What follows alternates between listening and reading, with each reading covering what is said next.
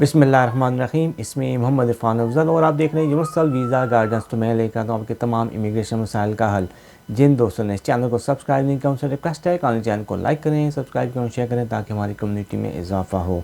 आज हम बात करते हैं EU नेशनल के हवाले से। जो EU सेटलमेंट स्कीम है, इसके वीज़े रिफ्यूज़ हो जाते हैं या अपील में वीज़ा है, अपील भी रिफ्यूज़ हो जाती है, तो इसके बारे में अब आपके पास क्या रेमेडी अवेलेबल है। जैसा कि आपको मालूम है, कोई डेडलाइन नहीं है क्लोज फैमिली मेम्बर की, आप अभी भी अप्लाई कर सकते हैं। जबकि एक्सटेंडेड फैमिली मेम्बर की तो अब अपीलें भी डिस्पोज ऑफ होना शुरू हो चुकी हैं। उसकी डेडलाइन थी दिसंबर 2022।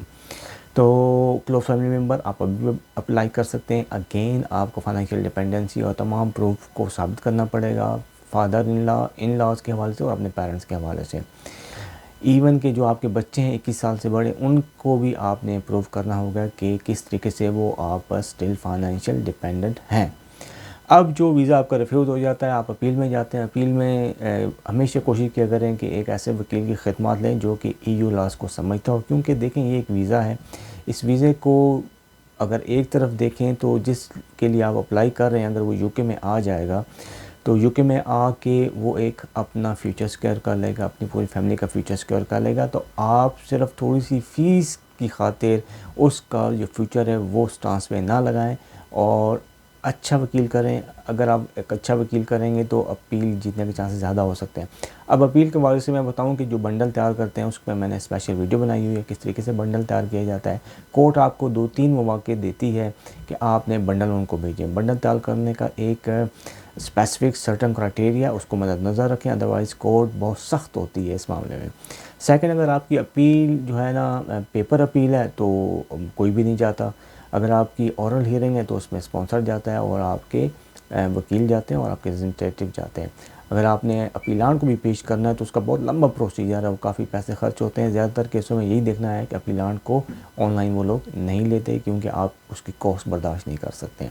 अब अगर आपकी अपील रिफ्यूज़ होगी तो फिर क्या होता है, अपील रिफ्यूज़ होती है तो आपको अगेन अपर ट्राइब्यूनल में परमिशन टू अपील के लिए फ़ाइल करना होता है। आप इसमें आपको बहुत ही ख़्याल रखना पड़ेगा, क्योंकि ये जो होगी ना परमिशन टू अपील, इसमें आप फैक्ट्स को डिस्कस नहीं कर सकते। आपने सिर्फ एरर ऑफ लॉ को डिस्कस करना है कि कौन से कानून को गलती से इंटरप्रेट किया गया है और नीचे वाली कोर्ट ने कौन सी गलती की है कानून को अप्लाई करते हुए। तो ये बहुत टेक्निकल होता है, क्योंकि अगर आपको परमिशन टू अपील मिल गई तो फिर इसमें 2-3 किस्म के फ़ैसले आ सकते हैं। या तो आपकी अपील लमसम में आप जीत सकते हैं, कोर्ट कहती हैं हाँ ठीक है मैं आपको कहती हूँ कि वीज़ा ग्रांट किया जाए, या आपके केस को नीचे वाली कोर्ट में भेज दिया जाता है दोबारा से हियरिंग के लिए, या तो आपका केस रिफ्यूज़ हो जाता है। अब अगर यहाँ रिफ्यूज़ होगा फिर क्या है, स्टिल आपके पास अपर हाई कोर्ट का फॉर्म मौजूद है, आपने वहाँ पे परमिशन टू अपील फ़ाइल करनी है।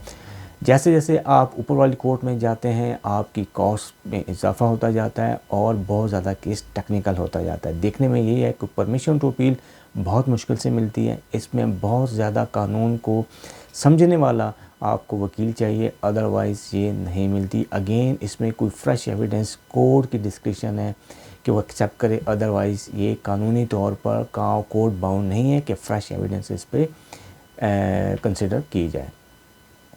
तो लिहाजा आपने ख्याल रखना होगा जो सबसे पहला वीज़ा आप अप्लाई करते हैं उसमें हर किस्म की एविडेंस लगाएं, हर किस्म की डॉक्यूमेंट्री एविडेंस आपने लगानी होगी, ताकि अगर खुदा न खास्ता वीज़ा रिफ्यूज़ भी होता है तो आप अपील के लिए ताकतवर होकर वहाँ पे जाएं।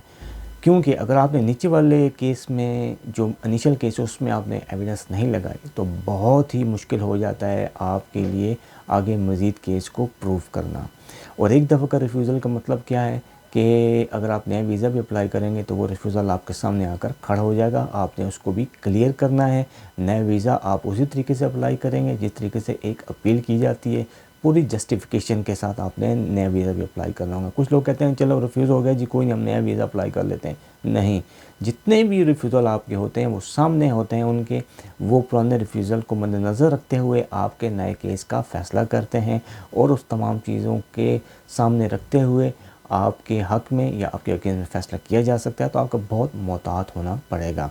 हमेशा मैं ये कहता हूँ कि कोई भी देखें, ये इन वीज़ों की तो फ़ीस नहीं है अप्लाई करने की, लेकिन अगर आप किसी अच्छे वकील को हायर करेंगे तो हो सकता है कि आप ये अपील के चक्करों से बच जाएं, और अगर आप अपील में भी अच्छा करेंगे तो हो सकता है कि आप अपर ट्राइब्यूनल में जाने से बच जाएं और एप्लीकेंट का या अपीलांट का फ्यूचर सिक्योर कर रहे हैं।